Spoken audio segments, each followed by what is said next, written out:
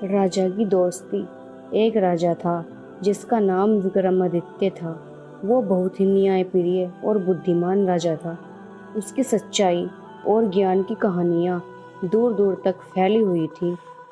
उनके दरबार में कई मंत्री और सलाहकार थे, लेकिन उसका सबसे अच्छा दोस्त एक साधारण आदमी था जिसका नाम रघु था।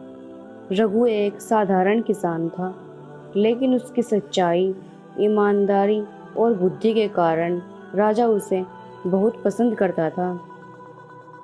राजा अक्सर अपने निर्णयों में रघु की सलाह लेता था। ये बात कुछ मंत्रियों को रास नहीं आई और वे रघु से जलने लगे। एक दिन कुछ मंत्रियों ने मिलकर राजा के मन में रघु के लिए जहर पैदा करने की योजना बनाई। उन्होंने राजा से कहा, महाराज, रघु के पास अचानक से बहुत धन आ गया है। हमें शक है कि वो किसी गलत तरीके से धन कमा रहा है। राजा ने सोचा कि उसे रघु पर पूरा विश्वास है, लेकिन फिर भी वो सच्चाई जानना चाहता था। उसने एक योजना बनाई और अपने सैनिकों को रघु के घर भेजा। सैनिक ने रघु से कहा, राजा ने तुम्हें एक महत्वपूर्ण काम सौंपा है। तुम्हें कुछ समय के लिए अपने गांव से दूर जाना होगा। रघु ने बिना किसी सवाल के आदेश का पालन किया और गांव छोड़कर चला गया। कुछ समय बाद राजा ने एक और योजना बनाई।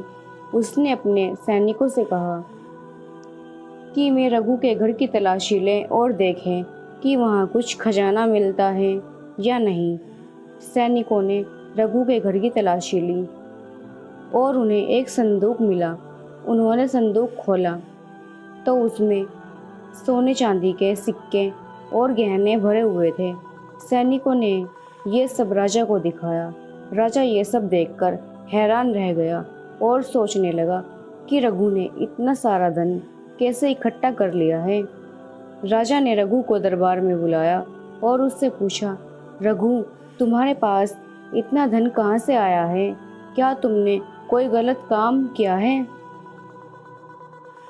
रघु ने राजा की ओर देखा और कहा, महाराज, ये संपत्ति मेरी नहीं है। ये सब लोगों के आशीर्वाद का परिणाम है।